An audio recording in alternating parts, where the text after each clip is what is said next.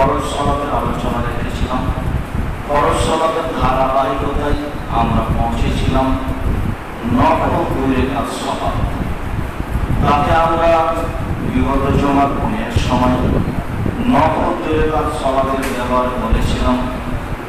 ওযু করে 2 রাকাত সালাত,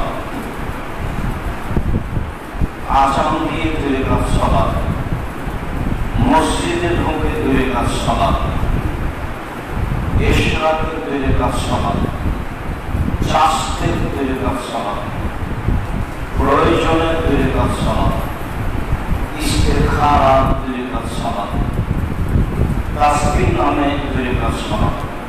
বিবরণ করে আমরা ধারাবাহিকভাবে পেশ করে আমরা সালাতের বিবরণে পৌঁছেছি। কসর সালাত, সফরে কসর করতে হবে। আজকে আমরা আপনাদের সামনে এক বিশেষ গুরুত্বপূর্ণ সালাতের আলোচনা করতে চাই, তা হল সফরে কসর সালাত। 4 রাকাত সালাতগুলি 2 রাকাত করতে হবে। মাগরিবের 3 রাকাত সালাত তার কসর নেই। ফজরের 2 রাকাত সালাত, কাজেই কসরের কোনো প্রশ্নই আসে না।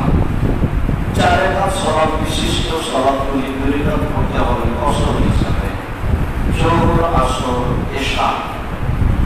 সম্মানিত দর্শক মণ্ডলী, দিনী মুসলিম ভাই বোন যারা আমাদের সামনে আছেন, যারা দেশে দেশে আমার দিনী ভাই বোন অনলাইনে আমাদের সাথে রয়েছেন, জুমার খুতবা সম্পর্কে এবং আমাদের আলোচনা শুনবো এই আশায় মর্মে আমরা আপনাদেরকে গুরুত্বপূর্ণ বিষয়টিকে আলোচনা করতে গিয়ে আমাদের আলোচনা আপনাদের সামনে করতে চাই। কসর সালাত আদায় করতে হবে, কসরই আদায় করতে হবে, একটি গুরুত্বপূর্ণ বিষয়। এরপরে কত দূর গেলে কসর সালাত আদায় করতে হবে, এরপরে কতদিন যাবত কসর সালাত আদায় করতে হবে, এরপরে সফরে জোহর আসর একসাথে, মাগরিব এশা একসাথে, ফজর ভিন্নভাবে, এইভাবে সালাত আদায় করতে হবে। আমরা আজকের আলোচনায় 4টি বিষয়ে কসর সম্পর্কে এক বিশেষ গুরুত্বপূর্ণ আলোচনা করব বলে আমরা আশা করছি ইনশাআল্লাহ। সম্মানিত দিনী ভাই বোন, কসর সালাত আদায়ের জন্য আল্লাহ তাআলা আদেশ করেন। আল্লাহ তাআলা বলেন, ওয়াইদা দারাবতুম ফিল আরদ, পৃথিবীর মানুষ পুরুষ নারী যখন তোমরা জমিনে চলবে, সফর করবে, ফালাইসা আলাইকুম জুনাহ, তোমাদের পাপ হবে না। আন তাকসুরু মিনাস সালাত, সালাত কসর করাকে, তোমরা সালাত কসর করো, এতে তোমাদের পাপ হবে না।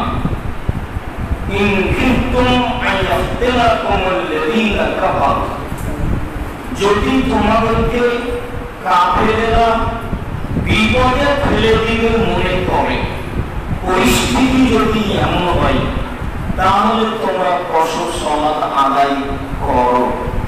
ইন্নাল কাফিরিনা কানু লাকুম আদুওয়াম মুবিনা, নিশ্চয় কাফেররা তোমাদের খোলাখুলি শত্রু।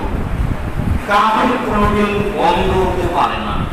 ইহুদি খ্রিস্টানের বাড়িতে যতই যান, তাদের দেশে তাদের ব্যাংকে যতই টাকা পয়সা রাখেন, তাদের সাথে যতই আত্মীয়তা করেন, ইহুদি খ্রিস্টান মুশরিক অমুসলিম কোনদিন মুসলমানের বন্ধু হতে পারে না।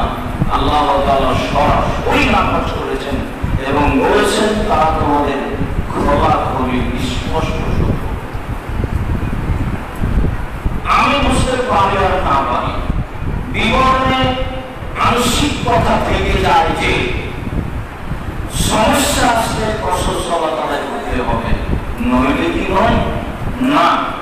অপর আয়াতে যদিও আংশিকভাবে কোন বিপদ আসলে কসর করতে হবে এই কথা বলা হয়েছে, কিন্তু বিপদ ছাড়াই রাসূল সাল্লাল্লাহু আলাইহি ওয়াসাল্লাম কসর করার জন্য বলেছেন এবং কসর করেছেন। মর্মে অপর আয়াত দ্বারা বুঝে নিতে হবে যে কিয়ামত পর্যন্ত পৃথিবীর মুসলিম পুরুষকে সফরে আল্লাহ তাআলা কসম সালাত আদায় করার জন্য আদেশ করলেন। কসর সালাত আয়েশা রাদিয়াল্লাহু তাআলা আনহা বলেন, ঘরে যদি সালাত রাকাতায় ফাউতির বিশাফায়ে ওয়াউতিমত বিল আজারে, সালাত মূলত 2 রাকাতই ফরজ করা হয়েছে। সালাত মূলত 2 রাকাত। সফরেটা বহর থেকেছে, আর বাড়িতে আরো 2 রাকাত বেশি করে পূর্ণ করা হয়েছে। তাহলে মূলত সালাত হলো 2 রাকাত। কোন কোন সময়ে আরো 2 রাকাত বেশি করা হয়েছে, যা বাড়িতে, আরো 1 রাকাত বেশি করা হয়েছে যা বাড়িতে। তবে সফরে 2 রাকাতই বহাল রাখা হয়েছে। আয়েশা রাদিয়াল্লাহু তাআলা আনহার বিবরণে বোঝা যায় যে কসর ঈদ করতে হবে সফরে, পুরুষ নারী সবাইকে। আয়েশা রাদিয়াল্লাহু তাআলা আনহা বলেন, ফারাজা রাসূলুল্লাহ সাল্লাল্লাহু আলাইহি ওয়াসাল্লাম রাকাতাইনে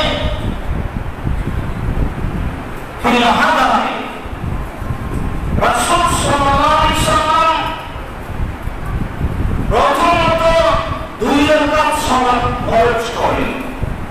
সুম্মা হাজারা, তারপরে তিনি মক্কা থেকে মদিনায় হিজরত করেন। যখন তিনি মদিনায় হিজরত করবেন তখন ফারজাবান 2 হয়ে গেল 4। আল্লাহ তাআলা বাড়িতে 4 রাকাত ফরজ করে দিলেন। আর 2 রাকাত রাকাতাইনে অপরাকাতি ফরিজাত আল-উলা, আর সফরের সালাতটি পূর্বে যেভাবে ফরজ করা হয়েছিল সেভাবে বহাল রাখা হলো। তার মানে পূর্বে সালাত ফরজ করা হয়েছিল 2 রাকাত, সফরে তা বহাল থাকলো। আর বাড়িতে আরো 2 বেশি হয়ে 4 হয়ে গেল, আরো 1 বেশি হয়ে 3 হয়ে গেল। বিবরণে বোঝা যায় যে সফরে 2 রাকাতই সালাত আদায় করতে হবে।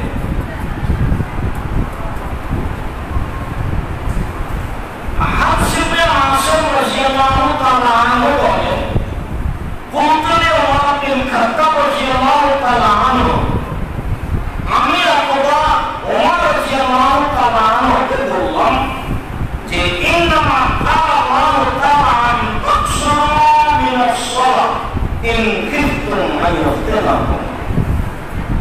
আল্লাহ বলেছেন যে তোমরা সালাত কসর করো যখন তোমাদের আশঙ্কা হবে যে কাফেররা তোমাদেরকে বিপদে ফেলে দিবে, তখন তোমরা কসর সালাত আদায় করো। এখন তো মানুষ নিরাপদে, এখন তো আর শত্রুর কোনো ভয় ভীতি নেই, তাহলে এখন কেন সফরে 2 রাকাত? ওমর রাদিয়াল্লাহু তাআলা আনহু বলেন, আজিবতু মিম্মা আজিবতা মিনহু, আরে তুমি আশ্চর্য হয়েছ যাতে আমি আশ্চর্য হয়েছিলাম তাতে।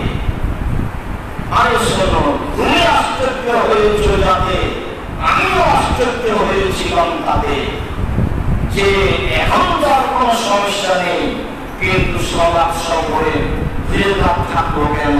সব জায়গায় ফরজ 4 রাকাত হয়ে যায়। তখন তিনি বলছেন, সাহাবত রাসূলুল্লাহ সাল্লাল্লাহু আলাইহি ওয়াসাল্লাম, বিষয়টি আমি আল্লাহর রাসূলকে জিজ্ঞাসা করলাম।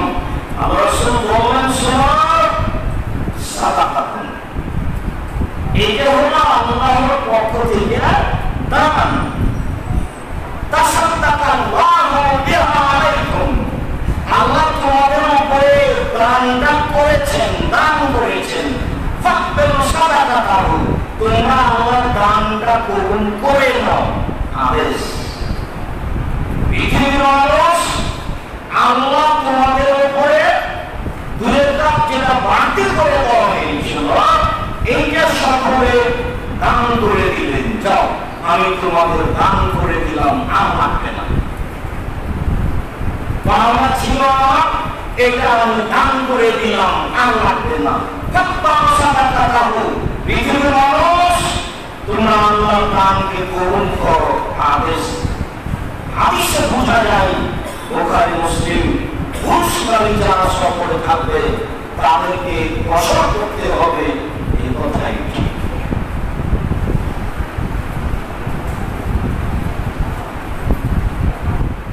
হারেস ইবনে ওয়াহাব রাদিয়াল্লাহু আনহু খুজাই রাদিয়াল্লাহু তাআলা আনহু বলেন, সাইয়্যিদ ইবনে উমারা ফি তারিকে মক্কা, আমি একদা ইবনে উমারের সাথে ছিলাম মক্কার রাস্তায়। আমরা মক্কা যাচ্ছিলাম, হয়তো মদিনা থেকে যাচ্ছিলেন, তা আমরা আপনার উমারের সাথে ছিলাম। তিনি আমাদেরকে জোরে করে তার সালাত আদায় করালেন। তারপর তিনি তার বাহনের কাছে আসলেন, বাহনের উপরে এসে বসলেন। তারপর কিছু মানুষকে দেখলেন যে তারা সুন্নাত পড়ছে। তিনি বললেন, এ লোকগুলি কি করে, এরা কেমন সালাত আদায় করছে? বলতো, আমি বললাম ইসব দেবো না, তারা সুন্নাত পড়ছে। তখন আব্দুল্লাহ বললেন, আরে শোনো, লা কুনতু মুসাব্বিহান লা কুনতু সালাতি, সুন্নাত পড়তে তো ফরজই পূর্ণ করতাম, ফরজই যখন পূর্ণ করিনি তখন আবার সুন্নাত কেন? আরে সুন্নাত পড়লে তো ফরজই পূর্ণ করতাম, যখন ফরজ পড়িনি তখন সুন্নাত আবার কেন? সুন্নাত পড়া লাগবে না, তবে বিদ্যুৎ সকলে করতে হবে। শেষের বিবরণে একটু আসবে, যার বিস্তারিত বিবরণ চলে গেছে, আপনি নিজেও দেখতে পারেন অনলাইন অ্যাপ্লিকেশন টিভি জামিয়া সালাতের পক্ষ থেকে। বলছিলাম, তারপরে তিনি বলেন, শোনো,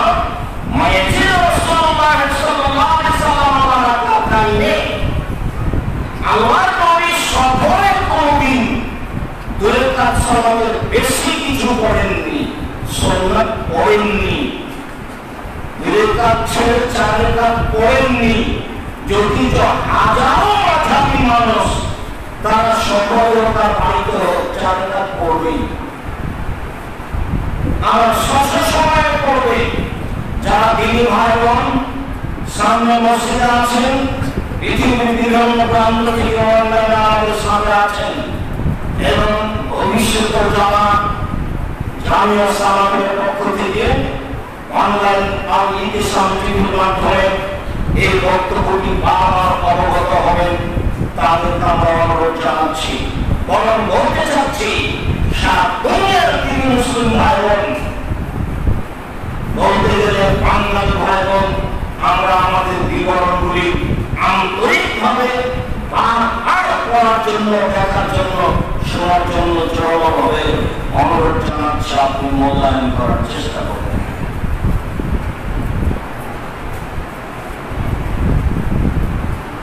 এইসব বিবরণে বোঝা যায় রাসূল সাল্লাল্লাহু আলাইহি ওয়াসাল্লাম কসর সালাত আদায়ের জন্য বলেছেন। এরপরে তিনি বলছেন, আবু বকর ওয়া উমর ওয়া উসমান কাযালিকা, আবু বকর রাদিয়াল্লাহু তাআলা আনহু সফরে কসর করেছেন, উমর রাদিয়াল্লাহু তাআলা আনহু সফরে কসর করেছেন, উসমান রাদিয়াল্লাহু তাআলা আনহু সফরে কসর করেছেন। সফরে কসর সালাত আদায় করতে হবে, এটা আল্লাহর আদেশ, এটা আল্লাহর রাসূলের আদেশ। হাদিস ইবনে ওয়াহাব খুজাই সাল্লাল্লাহু রাসূলুল্লাহ সাল্লাল্লাহু আলাইহি ওয়াসাল্লাম ওয়া নাহনু আকসারু মা কুন্না তাকওয়া আমানহু, আমরা একদা সফরে অনেক মানুষ ছিলাম, এত মানুষ আমি কোনদিন একসাথে রাসূলের সাথে সফরে দেখিনি। আমরা অনেক মানুষ সফরে ছিলাম আর আমরা একেবারে নিরাপত্তায় ছিলাম, আমাদের কোন সমস্যা ছিল না। সফরে সেই দিন রাসূল সাল্লাল্লাহু আলাইহি ওয়াসাল্লাম দুই রাকাত সালাত আদায় করেছিলেন। সেদিন তিনি মিলে দুই রাকাত সালাত আদায় করেছিলেন। আমরা ছিলাম হাজারো হাজার মানুষ, কোন প্রকার সমস্যা ছিল না, নিরাপত্তা ছাড়াই হাজারো লাখো মানুষ সেদিন কসর সালাত আদায় করেছিলাম। সম্মানিত দিনী ভাই বোন, আমরা বলছি সকলে সকল মুসলিম পুরুষ নারীকে কসর সালাত আদায় করতে হবে, এটাই বিধান। তবে কেউ যদি পূর্ণ করে নেয় তাহলে সে গুনাহগার হবে তা নয়, তবে সে রাসূল সাল্লাল্লাহু আলাইহি ওয়াসাল্লামের আদেশ এবং আল্লাহ তাআলার দানকে মূল্যায়ন করবে। আল্লাহ তাআলা যেটা দিয়ে দিয়েছেন সেটা গ্রহণ করোনা, যা গ্রহণ করা উচিত। আয়েশা রাদিয়াল্লাহু তাআলা আনহা বলেন, কারণ নবী সাল্লাল্লাহু আলাইহি ওয়াসাল্লাম 120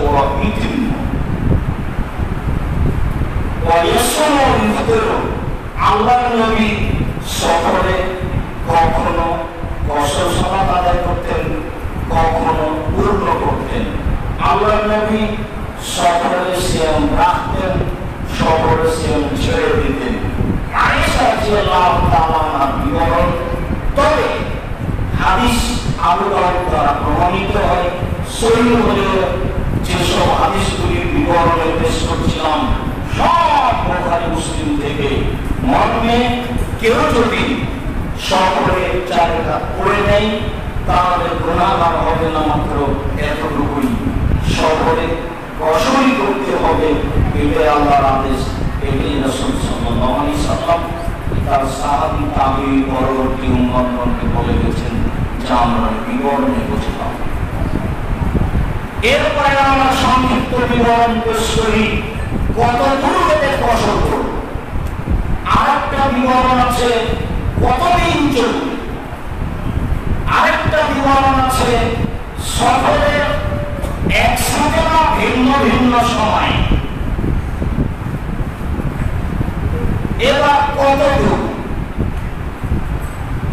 আমার রাদিয়াল্লাহু তাআলা আনহু বলেন, সাল্লাল্লাহু আলাইহি ওয়াসাল্লাম বিল মদিনাতে আল্লাহর নবী মদিনায় 4 রাকাত সালাত আদায় করলেন জোহরে, কবে দিলেন হুলাইফা রাকাতাইনে, আর জোহরাইফা আদায় করলেন 2 রাকাত আসরে।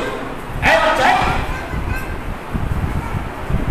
বাচ্চারা যেন পাশে আপনার কেউ আপনার বিরক্তি করতে না পারলে আপনার বাচ্চাদের ব্যাপার আপনি সাবধান থাকুন।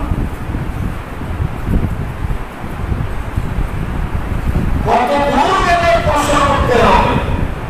অন্য বুখারী মুসলিমের বিবরণে বোঝা যায় আল্লাহর নবী মদিনায় পূর্ণ সালাত আদায় করবেন আর জুলহুলাইফায় কসর করবেন। তাহলে মদিনা থেকে জুলহুলাইফা কত দূর? 9 কিলোমিটার, 6 মাইল বা 10 কিলোমিটার। তাহলে তিনি বাড়ি থেকে বের হয়ে 9 কিলোমিটারের মাথায় গিয়ে 10 কিলোমিটারের মাথায় গিয়ে কসর সালাত আদায় করবেন। 48 মাইলের কথাটি তাহলে হলো না, 48 মাইলের কথাটিও আসবে আগে এইটা হয়ে যাবে। বুখারী মুসলিমের বিবরণে বোঝা যায় আল্লাহ রাসূল কসর করেছেন 9 কিলোমিটার দূরে গিয়ে। আমার রাদিয়াল্লাহু তাআলা আনহু বলেন, কারণ নবী সাল্লাল্লাহু আলাইহি ওয়াসাল্লাম ইযা খারাজা মাসিরাতা সালাসাতা আইয়াম, মাসিরাতা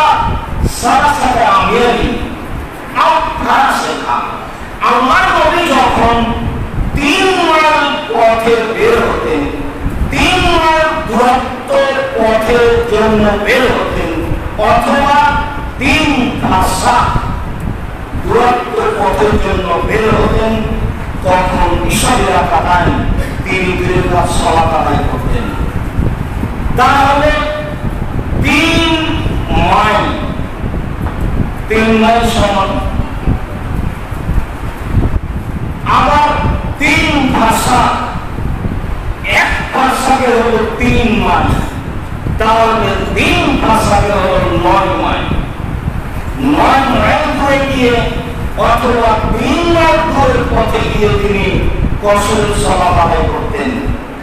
ওখানে মুসলিমের এসব সারি বর্ণনায় বোঝা যায় যে 3 মাইল দূরে বা 9 মাইল দূরে বা 6 মাইল দূরের পথে তিনি কসর করেছেন। সম্মানিত দিনী ভাই বোন, আসলে কসরের জন্য কোনো দূরত্ব পথ নেই।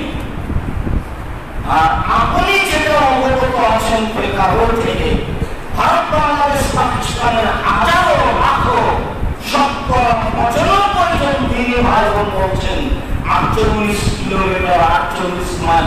সেইটা আমি বলে দিয়ে বিবরণটি স্পষ্ট করি। আব্বাস রাদিয়াল্লাহু তাআলা বলেন, রাসূল সাল্লাল্লাহু আলাইহি ওয়াসাল্লাম বলেছেন, লা তাকসুরু সালাতা ফি আকাল্লা মিন আরবাতি বুরদিন মিন মক্কা ইলা উসফানা। শোনো, তোমরা মক্কা থেকে উসফান পর্যন্ত এই পথ 4 বছর পথের কমে কসর করো না। 4 পথের কমে কসর করো না। একবারই সমান হলো 12 মাইল, তাহলে 4টা সমান হলো 48 মাইল বা 12 কিলোমিটার দিয়ে হলো 48 কিলোমিটার। এই হাদিসের প্রতি আমল করো তো লাখো দিনী ভাইবোন বলছেন 48 কিলোমিটারের কমে কসর হবে না। মনে রাখবেন, হাদিসটি সহিহ, আমলযোগ্য নয়। আমলযোগ্য নয় এমন হাদিসই লাখো দিনী ভাইবোন ভারত, বাংলাদেশ, পাকিস্তানে গ্রহণ করেছেন, যার আমল আমাদের উপরে চাপিয়ে দেওয়া হচ্ছে। বুখারী মুসলিমের হাদিস 6 মাইল দূরে গিয়ে, সহিহ হাদিস 3 মাইল দূরে গিয়ে, সহিহ হাদিস 9 মাইল দূরে গিয়ে। এবার বিবরণ হচ্ছে দূরত্ব হিসাব নয়। মানুষ যখন বুঝবে আমি শহরে বের হচ্ছি, তখন সে কসর করবে বাড়ি থেকে বের হয়ে যেখানে হোক না কেন। এটাই প্রমাণ যে 3 মাইল দূরে গিয়ে তিনি কসর করবেন। 3 মাইল দূরে আর কতটুকু পথ, সেটুকু কসর করা লাগে। 6 মাইল দূরে গিয়ে আর কতটুকু পথ, সেখানে কসর করা লাগে। 9 মাইল দূরে গিয়ে কসর করেন, 9 মাইল কতটুকু পথ যে সেখানে কসর করা লাগে। আসলে মূলত দূরত্ব হিসাব নয়, মূলত সফর হিসাব। প্রত্যেক পুরুষ নারী বাড়ি থেকে বের হওয়ার সময় যখন বুঝবে আমি শহরে বের হচ্ছি, তখন বের হয়েই যেখানে সময় হয়ে যাবে সেখানেই কসর করবে। এটাই যারা পৃথিবীতে শীর্ষস্থানীয় বিদ্বান তারা এই অর্থ গ্রহণ করেছেন।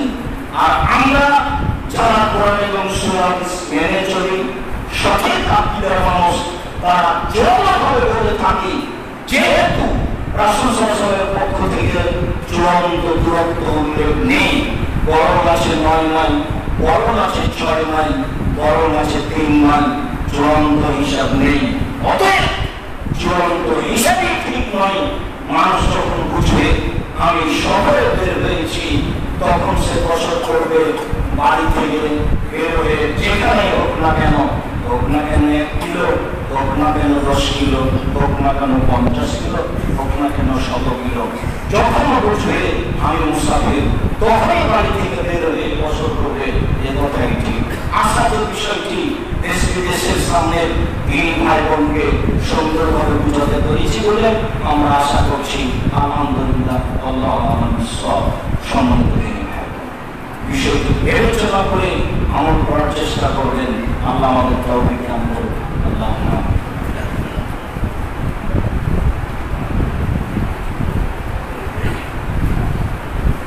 আলহামদুলিল্লাহ ওয়াহদা ওয়াসসালাতু ওয়াসসালামু আলা মান লা নাবিয়্যা বা'দা।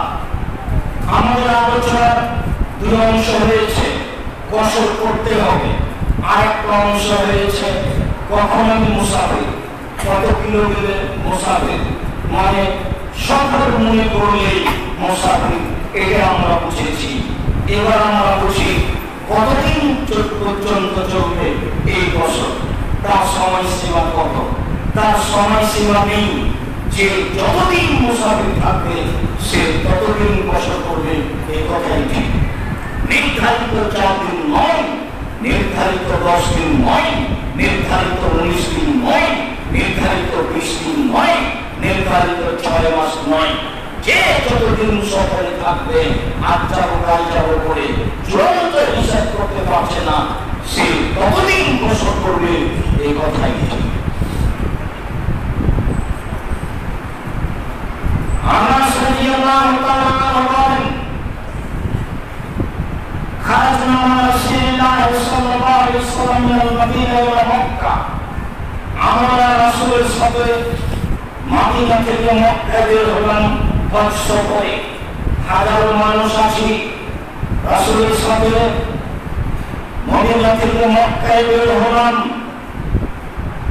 কারণ নবী সাল্লাল্লাহু আলাইহি ওয়াসাল্লাম ইসলামী রাকাতাইনি আল্লাহর নবী সফরে 2 করে সালাত আদায় করতে থাকবেন। হাত্তা রাজাল মদিনা, ওরাই ফিরে আসলাম মদিনায়, মানে বের হওয়া থেকে নিয়ে ফিরে আসা পর্যন্ত কসর করতেই থাকলাম। আনাসকে বলা হলো, আকামতুম আপনারা মক্কায় কতদিন ছিলেন? আমি বললাম আকামনা বেহা আসলাম, আমরা মক্কায় 10 দিন ছিলাম। মক্কায় আমরা 10 দিন ছিলাম, তাহলে 10 দিন যাবত আল্লাহ রাসূল কসর করতে থাকেন। অত্র বুখারী মুসলিমে বোঝা যায়। ইবনে আব্বাস রাদিয়াল্লাহু তাআলা আনহু বলেন, সাফারা রাসূলুল্লাহ সাল্লাল্লাহু আলাইহি ওয়াসাল্লাম সাফারান ওয়া আকামা 19 ইয়াওমান। আল্লাহর নবী একদা সফরে বের হলেন, তিনি সফরে 19 দিন থাকলেন। ঈশা রাকাতাইনে তিনি 2 রাকাত করে সালাত আদায় করতে থাকলেন। অত্র বিবরণে বোঝা গেল তিনি ছিলেন 19 দিন যাবত আর সালাত আদায় করছিলেন 2 রাকাত করে। অন্য এক বর্ণনা রয়েছে তিনি ছিলেন 15 দিন যাবত তিনি কসর সালাত আদায় করতে থাকেন। আনাস রাদিয়াল্লাহু তাআলা আনহু বলেন, কারণ নবী সাল্লাল্লাহু আলাইহি ওয়াসাল্লাম বিগাজওয়াত তাবুক 20 ইয়াওমান ওয়া কানা সালাতান। আল্লাহর নবী তাবুক যুদ্ধে গিয়ে 20 দিন ছিলেন, তিনি কসর সালাত আদায় করছিলেন। এক বর্ণনায় বোঝা গেল 10 দিন, এক বর্ণনায় বোঝা গেল 19 দিন, এক বর্ণনায় বোঝা গেল 15 দিন, এক বর্ণনায় বোঝা গেল 20 দিন। আপনাদের ওমর তার নিজস্ব বর্ণনায় তিনি বলছেন, আমরা এক সফরে গিয়ে 6 মাস আটকা পড়েছিলাম বরফ ঠান্ডা এলাকায়, আমরা কসর করছিলাম। হাদিস সহিহ। এক বর্ণনায় বোঝা গেল 6 মাস, তাহলে কতদিন সেটা, কতদিন কসর চলবে? সম্মানিত দিন ভাইবোন, বিবরণে 4 দিনের কথা ঠিক নয়, 4 দিনের কথাই নেই। যে 4 দিন যদি নিশ্চিত হয়ে যায় তাহলে পূর্ণ করতে হবে, এই কথাই হাদিসে উল্লেখ হয়। সহিহ হাদিসে উল্লেখ হয়েছে তাহলে 10 দিন, তাহলে 15 দিন, তাহলে 19 দিন, তাহলে 20 দিন, তাহলে 6 দিন, 6 মাস, তাহলে কতদিন? 6 মাস কি কম? 20 দিন কি কম? 15 দিন কি কম? 19 দিন কি কম? 4 দিন কোথায়? অতএব 4 দিন থাকবে পূর্ণ সালাত আদায় করতে হবে, এই কথা একেবারে ঠিক নয়। পৃথিবীর পুরস্কারী সকলে বেরোবে, যতদিন থাকবে ততদিন কসর করবে, এই কথাই ঠিক। এর হাদিসের বিবরণগুলি এটাই প্রমাণ করে, যা আব্দুল্লাহ ইবনে উমরের আমল থেকে বোঝা যায় তারা 6 মাস যাবত কসর করতে থাকেন। সম্মানিত দিনী ভাই বোন, আমরা তৃতীয় বিবরণে বুঝলাম যে কসর কতদিন চলবে, যতদিন সফরে থাকবে কসর ততদিন চলবে। এবার বুঝি সফরের সলাপ জোহর আসর একসাথে, সফরের সলাপ মাগরিব এশা একসাথে, সফরের সলাপ ফজর একাই, ফজর কারো সাথে নয়। আব্দুল্লাহ ইবনে আব্বাস রাদিয়াল্লাহু তাআলা আনহু বলেন, ইয়াজমা নবী সাল্লাল্লাহু আলাইহি ওয়াসাল্লাম বাইনা যুহর ওয়াল আসর ইযা কানা যারা ইযা কানা আযান সাইন। যখন আল্লাহ রাসূল সফরে চলতেন তখন তিনি জোহর আসরকে একসাথে পড়তেন। ওয়া জামা বাইনা মাগরিব ওয়াল ইশা, আর মাগরিব এশাকে তিনি একসাথে পড়তেন। সম্মানিত দিনী ভাই বোন, হাদিস বুখারী মুসলিম। রাসূল সাল্লাল্লাহু আলাইহি ওয়াসাল্লাম যখন সফরে চলতেন তখন তিনি জোহর আসরকে একসাথে পড়তেন, তখন তিনি মাগরিব এশাকে একসাথে পড়তেন। ফজরের কোনো সাথ নেই, ভালোভাবে মনে থাকে যেন, বুখারী মুসলিমের হাদিস। যখন রাসূল সাল্লাল্লাহু আলাইহি ওয়াসাল্লাম সফরে চলতেন, সফরে থাকতেন, তখন তিনি জোহর আসরকে একসাথে পড়তেন, তখন তিনি মাগরিব এশাকে একসাথে পড়তেন। ফজর ভিন্ন, ফজরের সাথে কোনো সাথ নেই। হাদিস বুখারী মুসলিম। মুআয ইবনে জাবাল রাদিয়াল্লাহু তাআলা আনহু বলেন, কানা নবী সাল্লাল্লাহু আলাইহি ওয়াসাল্লাম ফি গাজওয়াতিত তাবুক। রাসূল সাল্লাল্লাহু আলাইহি ওয়াসাল্লাম তাবুকের যুদ্ধে ছিলেন, তার বিবরণ। আনাস রাদিয়াল্লাহু তাআলা আনহু বলেন, ইযা যালাতিস শামসু কাবলা ইয়াতাইহা জামা বাইনা যুহর ওয়াল আসর। যখন তিনি সূর্য ঢোবার সময় বের হতেন বাড়ি থেকে, সূর্য ঢলে যাওয়ার পরে যখন বের হতেন তখন তিনি জোহর আসরকে একসাথে পড়ে নিতেন, তখন তিনি আসরকে জোহরের সাথে করে নিয়ে একসাথে পড়ে নিতেন। ওয়াইদা ইনতাহানা কামান তাজিলা শামস, আর যদি তিনি চলতেন, বের হতেন, সফর করতেন, তখন জোহরের সালাত সময় হয়নি। আখারা যোহরা হাত্তা ইয়ানজিলা আল আসর, তখন তিনি জোহরকে দেরি করে দিতেন আসরের সময় পর্যন্ত। আসরের টাইম হলে তিনি অবতরণ করে, অবস্থান করে, স্থান গ্রহণ করে আসর আর জোহর একসাথে পড়তেন। আবারও বুঝি, জোহরের টাইমে বের হলে আসরকে জোহরের টাইমে করে নিয়ে জোহর আসর একসাথে পড়ে নিতেন। আর জোহরের পূর্বে বের হলে চলতেই থাকতেন, চলতেই থাকতেন, চলতেই থাকতেন। যখন আসর হয়ে যেত তখন তিনি জোহরকে আসরের টাইমে টেনে নিয়ে এসে জোহর আসর একসাথে পড়তেন। অপরিল মাগরিব সাথে মাগরিব অনুরূপী ওয়াইদা ইনতাহানা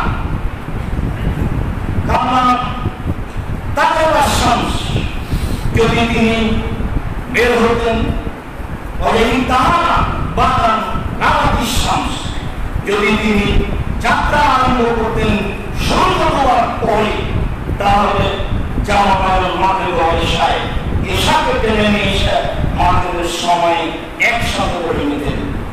যদি বের হওয়াটা, যাত্রাটা আপনার মাগরিবের সময়ে হয়, তাহলে মাগরিবের সাথে একসাথে পড়ে নেবেন। এখন আপনি বের হতে চাচ্ছেন আটাবো থেকে, আপনার বাড়ি থেকে কোনো সফরে, এখন আপনি বের হতে চাচ্ছেন জোহর টাইমে, তাহলে আসর আর জোহরকে একসাথে করে নেন। আপনি বের হতে চাচ্ছেন মাগরিবের টাইমে, তাহলে মাগরিব এবং ইশাকে একসাথে করে নেন। ওয়াইদা ইনতাহানা, আর যখন তিনি বাড়ি থেকে বের হতেন কামান তাগরিব শামস, সূর্য তখন ডুবেনি। এর আগে বের হয়ে গেছেন, তাহলে তখন তিনি অবতরণ হতেন এশা সালাতের জন্য, তখন তিনি মাগরিব ও ইশাকে একসাথে করে নিতেন। রাসূল সাল্লাল্লাহু আলাইহি ওয়াসাল্লাম এইভাবে সকল সালাত আদায় করতেন। বিষয়টা আপনার কাছে ভালোভাবে আবার স্পষ্ট করি, যদি জোহরের টাইমে বের হতেন তাহলে জোহর আসর একসাথে করতেন বাড়িতে, যেখান থেকে বের হতেন সেখানে। যদি মাগরিবের টাইম হয়ে গেছে তখন বের হতেন তাহলে মাগরিব ইশা একসাথে করে নিতেন বাড়িতে, যেখান থেকে বের হচ্ছেন সেখানে। যদি জোহরের আগে বের হয়েছেন তাহলে আসরের টাইমে গিয়ে জোহর আসর করেছেন।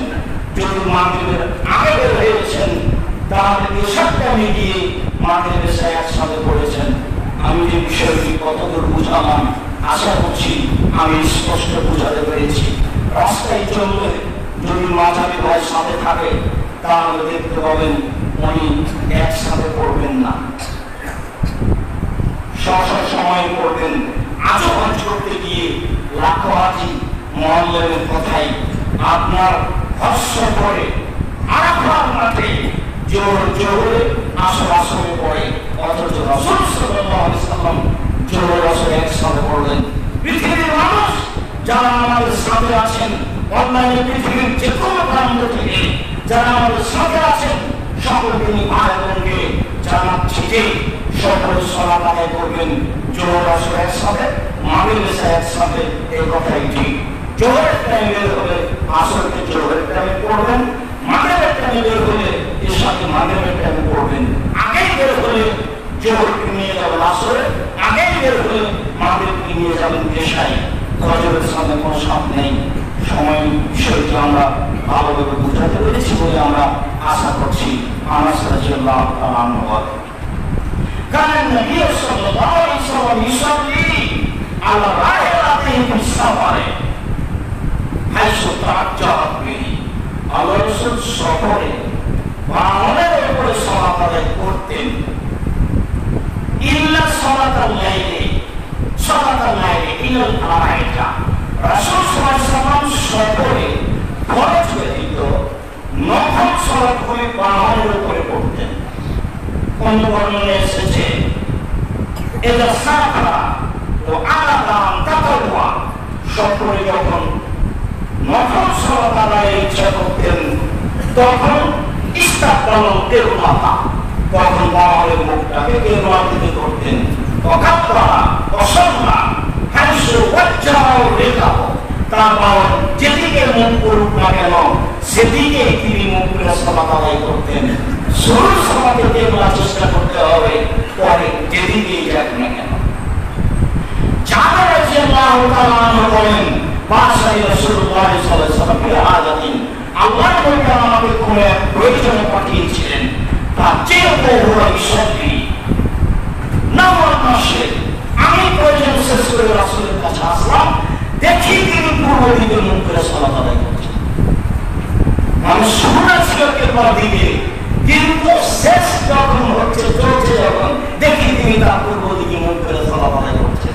দেখলাম অসুজুদা আহমাদা মিনার রুকুয়ে, সিজদাতে বেশি ঝুঁকে যাচ্ছেন রুকুতে। রুকুতে যে পরিমাণ ঝুঁকে গেছিলেন সিজদাটা তার চেয়ে বেশি পরিমাণ ঝুঁকে গেলেন। সামনে কোনো কিছু রেখে সিজদা দিবেন না, একটা টুল সামনে রেখে সিজদা দিবেন না, বালিশের সামনে রেখে সিজদা দিবেন না, টুলের উপরে, বালিশের উপরে, চেয়ারের উপরে কোনো কিছু সামনে রেখে সিজদা দিবেন না তার উপরে। বাস আপনি বাহনের উপরে সালাত আদায় করছেন, বাস আপনি বসে সালাত আদায় করছেন। আপনি রুকুতে গিয়ে যে পরিমাণ ঝুঁকেছেন সিজদায় গিয়ে তার চেয়ে বেশি পরিমাণ ঝুঁকে যাবেন। এটাই সুন্নাত যা জাবের রাদিয়াল্লাহু তাআলা আনহু বলেন। সম্মানিত দিনী ভাই বোন, একটা কথা যাচ্ছে আপনি হয়তো খেয়াল করেননি, হয়তো খেয়াল আছেন। আপনি একটু আগে বললেন সুন্নাত পড়া লাগবে না, এখন যে বলছেন নফল সালাত সুন্নাত পড়ার কথা বলছেন, তাহলে কেমন হয়ে গেল? তখন কথা এসেছিল আদুলের নবী বললেন, আরে ফরজ তো কমিয়ে দেওয়া হয়েছে, আমার সুন্নাত কেন? তো এখন যে সুন্নাত নফলের কথা বলছেন এইটা আবার কেমন? হলো তাহাজ্জুদ, সালাতুল লাইল। এই বর্ণনা এসেছে সালাতুল লাইলে তাহাজ্জুদ ওয়া ইউকুরাল আয়াতি, আল্লাহ নবী বেঁধে পড়তেন বাহনের উপরে। সম্মানিত দিনী ভাই বোন, তাহাজ্জুদ সফর করতে পারে, পড়াই ভালো। তাহলে ৫ ওয়াক্ত সালাতের সাথে ১২ রাকাত সুন্নাত সালাত রয়েছে, এগুলি পড়তে হবে না সফরে। শুধু ফরজটা পড়বেন, জোহর ২ রাকাত পড়বেন, আসর ২ রাকাত পড়বেন, এশা ২ রাকাত পড়বেন, মাগরিবের কসর নেই, ফজর তো ২ রাকাতই আছে। সফরে তাহাজ্জুদ পড়বেন, বাহনের উপরে পড়তে পারেন। বসে সালাত আদায় করলে আপনার সিজদার সময় মাথাটা বেশি ঝুঁকিয়ে দেবেন, রুকুতে যে পরিমাণ ঝুঁকিয়েছেন তার চেয়ে। তাহলে আপনার রুকুর হবে অবস্থায় আর সিজদার হবে অবস্থায়। সম্মানিত দিনী ভাই বোন, আমরা দীর্ঘদিন ধরে ২০২০ সাল থেকে সলাতের ধারাবাহিকতা আলোচনা করে আসছি। আমাদের এই আলোচনা চলবে ইনশাআল্লাহ জানাজা পর্যন্ত। ধারাবাহিকভাবে আমরা সলাতের উপরে আলোচনা আপনাদের সামনে পেশ করবো ইনশাআল্লাহ। আজকে আমরা বিবরণ পেশ করছিলাম কসর সলাত। কসর সলাতে যা কিছু বলেছি আপনার স্মরণ থাকবে বলে আশা করছি। সম্মানিত দিনী ভাই বোন, আমরা আমাদের আল্লাহর একটা নিয়ামতের কথা আপনাকে যখন তখন স্মরণ করাই। আমি যেটা বলেছি আল্লাহর উপরে ভরসা করেই বলেছি। আমি সাধারণ মানুষ, খাপসার গুনাহগার, তেমন বুঝতে পারি না ভরসা কাকে বলে। বহু হাদিস, বহু আয়াত, কোরআন মাজিদের হাজারো আয়াত, শত আয়াত, বহু আয়াত প্রমাণ করে আল্লাহর উপরে ভরসা করার কথা। রাসূল সাল্লাল্লাহু আলাইহি ওয়াসাল্লামের কর্মে বোঝা যায় আল্লাহর উপরে ভরসা করার কথা।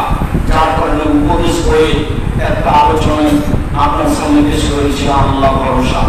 আল্লাহ ভরসার কথা দেখাতে গিয়ে আপনার সামনে পেশ করেছি বিশেষভাবে মুসা আলাইহিস সালামের কথা। মুসা আলাইহিস সালাম যখন পালিয়ে যাচ্ছিলেন সঙ্গী সাথী নিয়ে, তখন ফেরাউন ধাওয়া করে চলে আসলো।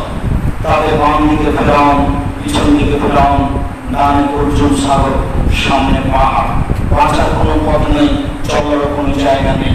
সাহাবীগণ সঙ্গী সাথী বলেছিলেন ইন্নাল্লাহ মুদরাকুন, আমরা বন্দী, আমরা আটকা পড়েছি। তখন মুসা আলাইহিস সালাম বলেছিলেন কাল্লা, কখনো নয়, অসম্ভব, এটা হতে পারে না, তারা আমাদেরকে ধরতে পারে না। ইন্না মায়া রাব্বি, আমার সাথে আমার প্রতিপাল করেছেন, সেটা দিন তিনি আমাকে পথ দেখাবেন। বাহ্যিকভাবে বাঁচার কোনো পথ নেই। তখন মুসা আলাইহিস সালাম বলছেন অসম্ভব, এটা হতে পারে না, তারা আমাকে ধরতে পারে না। আপনার সামনে আল্লাহ ভরসার কথা এইটা পেশ করেছি। আপনার সামনে আল্লাহ ভরসার কথা সারার কথা পেশ করেছি।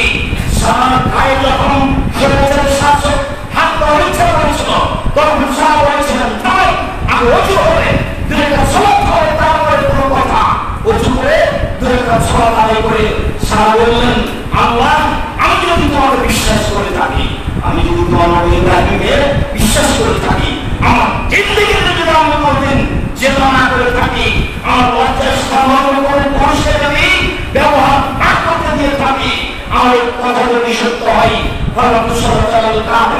এই নির্জন ঘরে কাপের জন্য আমার গায়ে হাত লাগাতে না পারে। তাতে আপনাকে দেখিয়েছি সারা আল্লাহ ভরসার কথা, তাতে আপনাকে দেখিয়েছি হাজেরার আল্লাহ ভরসার কথা, তাতে আপনাকে দেখিয়েছি মুসা আলাইহিস সালামের আল্লাহ ভরসার কথা, তাতে আপনাকে দেখিয়েছি মুহাম্মদ সাল্লাল্লাহু আলাইহি ওয়াসাল্লাম ও আবু বকর সিদ্দিকের ওই গর্তের ভিতরে আল্লাহ ভরসার কথা।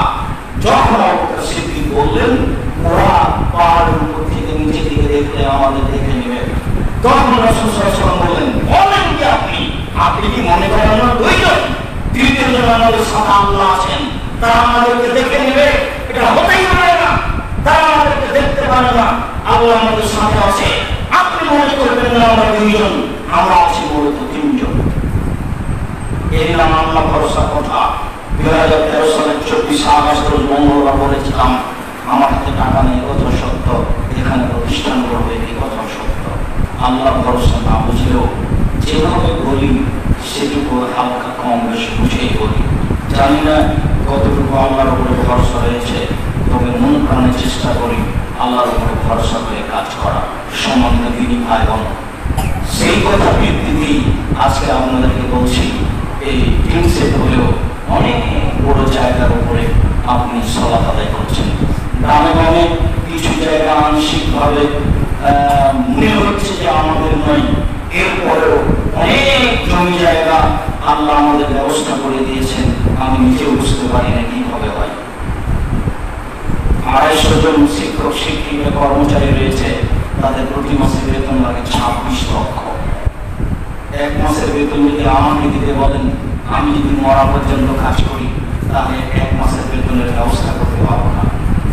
আমি মনে করি এর নাম আল্লাহ ভরসা। আমি মনে করি দশের পয়সার ক্ষতি করি না বলেই আল্লাহ আমাদের প্রতি বিশেষ দয়া রেখেছেন।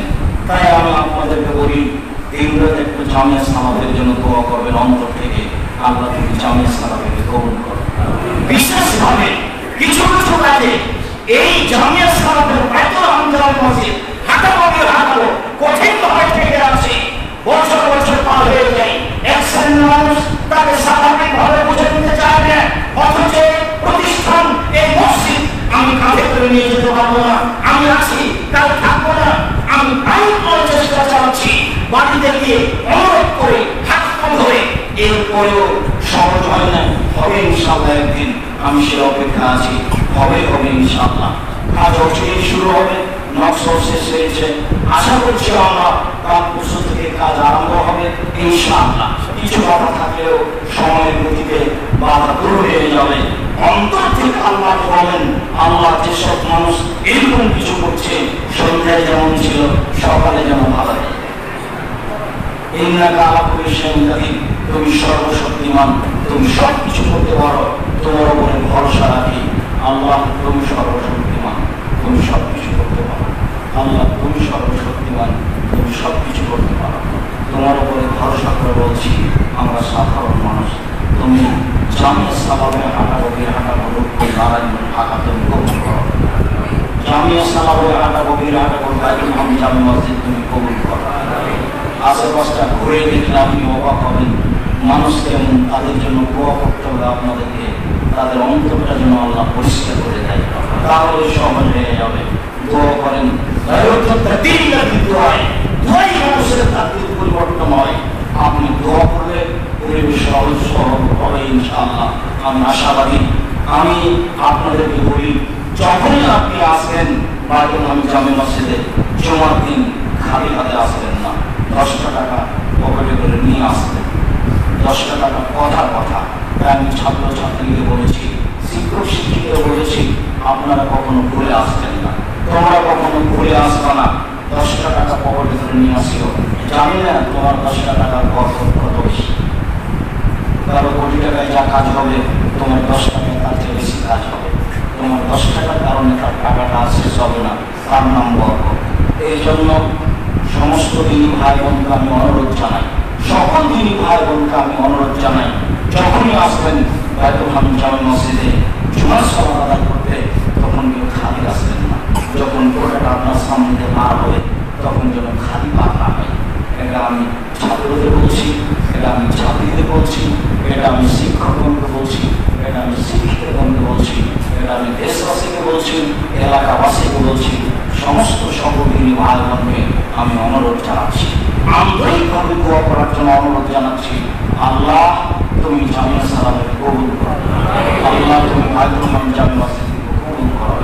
আল্লাহ তুমি জামিয়া সালামের যত কাজ আছে সব কাজগুলিকে কবুল করো। আল্লাহ জামিয়া সালামের একটি বড় দিক হচ্ছে বই পুস্তক ছাপানো, তার একটি বড় দিক হচ্ছে মাসদানিতে সম্পত্তিটা। কেউ কোনোদিন 20-25 টাকা দিয়ে মাসদানিতে সম্পত্তিটা কিনতে সংকীর্ণতা বোধ করবেন না। লক্ষ লক্ষ টাকা খরচ করছেন পত্রিকার পিছনে। 12 জন মুফতি আছে দেশ বিদেশে, এই মানে এত বড় নগদ মুফতি দিয়ে এই দেশের কোনো বাংলা ভাষায় পত্রিকা নেই। এই সাহস কেউ করতে পারবে না যে 12 জন মুফতি দিয়ে আমি পত্রিকা বের করি। দেশ বিদেশের দেশ, যাদের মাধ্যমে এই পত্রিকায় 50টা প্রশ্নের উত্তর দেওয়া হয়। আরো যতগুলি বই আছে সমস্ত বইগুলি সংগ্রহ করবেন, বিশেষভাবে মাসিক সম্পত্তিকে সংগ্রহ করবেন। সম্মানিত দিনী ভাই বোন, আমি আপনাদেরকে অনুরোধ জানাচ্ছি, আজকে যে সকল সালাতের আলোচনা করলাম, যেভাবে আলোচনা করলাম সেভাবে জীবনে বাস্তবায়ন করার জন্য চেষ্টা করবেন। আমি অনুরোধ জানাচ্ছি, জামিয়া সালাতের জন্য আন্তরিকভাবে দোয়া করবেন। একটু মুখে বলবেন আল্লাহ তুমি জামিয়া সালামে কবুল করো।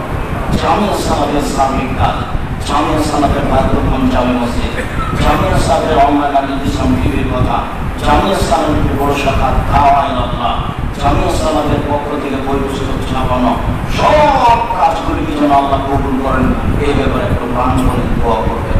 জামিয়া সালামের পক্ষ থেকে যত বই পুস্তক বের হচ্ছে নিজে দিন ভাই বোন সকলকে উদ্বুদ্ধ করবেন নেওয়ার জন্য।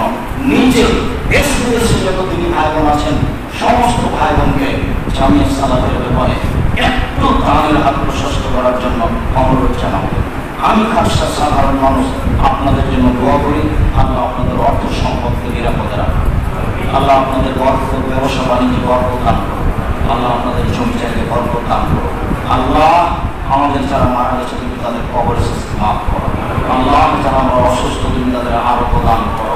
আল্লাহ যারা আমরা বেঁচে আছি তুমি তাদেরকে তোমার রাসূলের পদ্ধতি অনুযায়ী চলার তৌফিক দান করো।